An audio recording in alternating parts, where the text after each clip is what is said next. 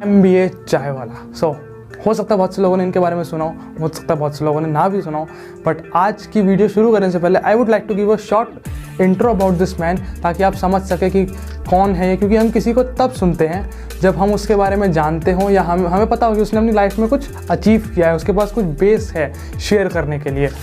इसलिए I would like to give a short intro about this man. Back in 2014 जब वो एक student थे, ठीक है, अपना 19-20 ईयर्स के, अपने कैट एग्ज़ाम के लिए, ऑब्वियसली जो MBA के लिए बेसिकली वो प्रिपरेशन कर रहे थे उस टाइम पे। उसको प्रिपेयर करते करते सालों निकल गए भाई, बार बार एग्ज़ाम दे रहे हैं, फिर प्रिपेयर कर रहे हैं, लेकिन वो क्लियर नहीं हो पा रहा था। And he was just frustrated of all this things at that time. And then he just packed his bag and उन्होंने सोच लिया कि अब तो भाई MBA नहीं करना है, चाहे कुछ भी हो जाए, कुछ भी कर लूँगा, मैं चाय बेच लूँगा, कुछ भी कर लूँगा। एक्चुअली में यही हुआ। एंड उस टाइम पे उनकी जो लाइफस्टाइल थी वो कुछ इस तरह से थी कि भाई पढ़ते थे, चाय पीते थे, फिर पढ़ते थे, चाय पीते थे। उन्होंने अपने एक इंटरव्यू में बताया कि उनके लिए चाय ज़िंदगी बन गई थी, चाय से उन्हें बहुत प्यार था, ठीक है। लेकिन ये नहीं पता था कि उनको उस 2014 में कि वो उस चाय से ही करोड़ों का ब्रांड बना लेंगे एक टाइम पे। बट ठीक है, स्टोरी आगे बढ़ी एंड देन वो वहाँ अपने घर से निकल गए, चीज़ें एक्सप्लोर करने लगे। लेकिन एक टाइम पे उन्हें लगा कि भाई नहीं, कुछ तो करना पड़ेगा ना, MBA नहीं करूँगा, कुछ तो करूँगा ना लाइफ में। देन उन्होंने सोच लिया कि छोटी शुरुआत करता हूँ, जाके कुछ बर्तन खरीदे और चाय बनाना शुरू कर दिया। एक छोटा सा, कोई नाम नहीं रखा दुकान का, बस चाय बनाना शुरू कर दिया ऐसे ही। बट धीरे धीरे धीरे धीरे धीरे धीरे आज के टाइम में ये MBA चाय वाला मिस्टर बिल्लौरे अहमदाबाद के नाम से जो फेमस है, ये that MBA is mister Billore Ahmedabad, not that वो अकेडमिक वाला MBA नहीं था ये।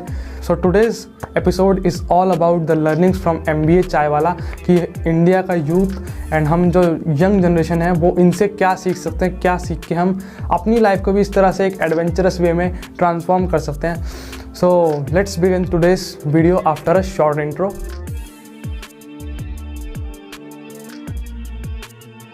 Learning number 1, what to do when you are confused. मैंने प्रफुल्ल की स्टोरी से एक बात जो काफ़ी अच्छी सीखी थी वो ये है कि आप अगर एक टाइम पे किसी चीज़ के लिए प्रिपेयर कर रहे हैं, मान लीजिए मैं आपको एक स्टोरी सुना देता हूँ। अगर आप गर्मियों के टाइम में एक चींटी का जो बिल है, मतलब जो उसका जहाँ वो जा रही है खाना लेके, ठीक है, उसको आप बंद कर रखो, वो उसका सक्सेस पॉइंट है कि उसको वहाँ तक पहुँचना है खाना लेके, उसको आप बंद कर दो एक बार को। वहाँ पर आप कुछ भी पानी भर दो या वो जो लक्ष्मण रेखा आती है वो लगा दो, कुछ भी कर दो, उसे बंद कर दो। अब क्या आपको लगता है वो चींटी रुक जाएगी? बिल्कुल नहीं रुकेगी वो चींटी।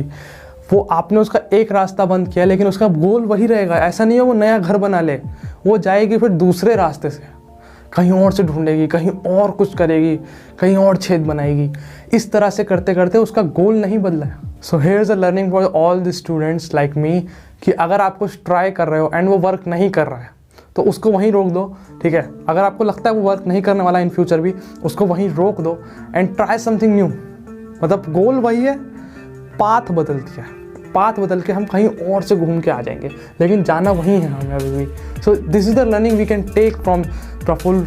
लर्निंग नंबर 1 है ये उनकी वीडियो से, उनके इंटरव्यू से, जितना मैंने उनसे सीखा है। तो now let's jump to the next learning.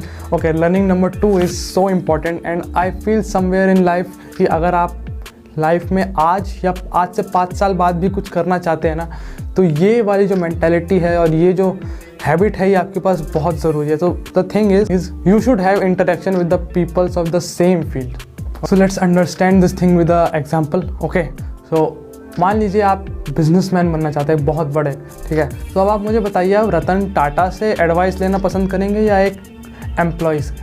अगर आप एक जॉब करने वाले से एडवाइस लेते हैं तो आपको क्या लगता है वो आपको एक बड़ा $multi-billion बिजनेस बनाने की एडवाइस दे पाएगा?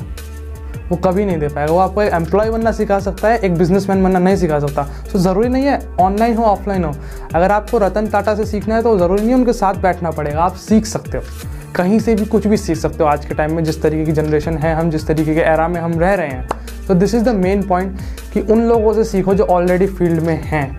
किसी बाहर वाले से मत सीखो इस चीज़ के बारे में जिसको इसके बारे में नहीं पता। आपकी लाइफ में वो कुछ इंपॉर्टेंट नहीं रहने वाला है, सिर्फ वही इंपॉर्टेंट रहेगा जो एडवाइस आपको एक वाइज पर्सन से मिलेगी उस फील्ड में। So this is the learning number 2. Now let's jump to the learning number 3. Learning number 3, be a creator rather than a consumer. इसका मतलब प्रफुल्ल ने अपनी एक स्टोरी में अपनी एक बात कही थी कि आज की जनरेशन की जो प्रॉब्लम है वो ये है कि हम कंज्यूमर साइड में तो चले जाते हैं, हम किसी भी प्रोडक्ट को कंज्यूम तो करने लगते हैं, बट कभी हम ये नहीं सोचते कि टेबल के उस साइड की दुनिया कैसी होती है, जो कंज्यूम कर रहे हैं वो प्रोडक्ट बनाने वालों की दुनिया कैसी होती है। अगर हम पॉइंट बिंग इज, अगर हम कंज्यूमर साइड को मेंटेन करें ना करें, लेकिन अगर हम किसी भी प्रेजेंस में रह के एक प्रोड्यूसर साइड में चले जाएं, सो बहुत सारे चेंजेस हो सकते हैं, एक ड्रास्टिक चेंज हो सकता है आपकी लाइफ में। क्योंकि कोई भी कंटेंट आप कुछ भी क्रिएट कर रहे हैं, अगर आज के टाइम में कंज्यूमिंग से ज़्यादा अगर आप क्रिएशन पे फोकस कर देना, चाहे किसी भी तरीके का हो, कंटेंट क्रिएशन हो, कोई वर्चुअल क्रिएशन हो, कोई एक्चुअली में बिजनेस क्रिएशन हो, जब आप क्रिएशन साइड में चले जाते हैं ना कंज्यूम करने से हट के, तो वो एक बहुत बड़ा डिफरेंस लाता है। That's when the creator part starts, when you create, when you curate, you start becoming a new person in life, and तब बहुत कुछ हो जाता है। आप बड़े से बड़ा नाम जो उठा रहे हो, उन्होंने कुछ ऐसा नहीं हुआ कि कहीं भी उन्होंने बिना कुछ क्रिएट किए कुछ आगे बढ़ गए हो। जिस दिन आप कुछ क्रिएट करने लग जाओगे ना, एक कॉन्फिडेंस बिल्ड कर लोगे, एंड जिस दिन कॉन्फिडेंस बिल्ड हो गया, नाम अपने आप बिल्ड हो जाता है। तो ये उनकी स्टोरी से, प्रफुल्ल की स्टोरी से, या जो भी लर्निंग्स ले सकता था, ये वो है। So this is our learning number 3, and now jump to the next learning. Learning number 4, इस पर ज़्यादा फोकस करने की जगह कि आप क्या कर रहे हो, इस पर फोकस करो कि कैसे कर रहे हो। पॉइंट इज़, प्रफुल्ल ने अपनी स्टोरी में एक बात कही थी जो मुझे बहुत ही ज़्यादा अच्छी लगी। वो ये थी कि जो बड़ा आदमी होता है कोई, वो कभी छोटा काम नहीं करता, और एक छोटा आदमी कभी कुछ बड़ा करने का सोचता नहीं है। तो यहाँ पे 2 तरीके की अप्रोच हो गई। First is self doubt, second is egoistic. Egoistic वो है जो बड़ा आदमी है, जो कभी कोई छोटा काम करने की सोचेगा नहीं, और सेल्फ डाउट वो है जो एक ऑर्डिनरी पर्सन है, एंड उसके दिमाग में बिलीव बैठ गया कि वो कुछ बड़ा नहीं कर सकता, उसकी औकात से बाहर हो जाएगा। तो अगर आप अपनी लाइफ में कुछ बड़ा करना चाह रहे हो, कुछ गोल सेट कर रहे हो, उस गोल को दिमाग में रख के आप ये थॉट निकाल दो कि नहीं यार, ज़्यादा ही बड़ा सोच लिया है, नहीं, औकात से बाहर हो रहा है।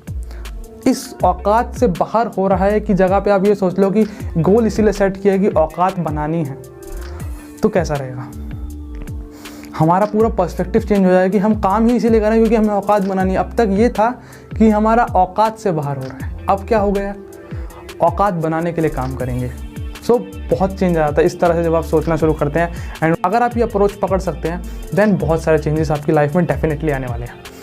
That's it for today's video. I hope you liked the video. If so, then give this video a big thumbs up, and I'll see you in the next video with the same best content possible on the YouTube I can provide. So keep watching, keep living a happy life, and bye bye, take care.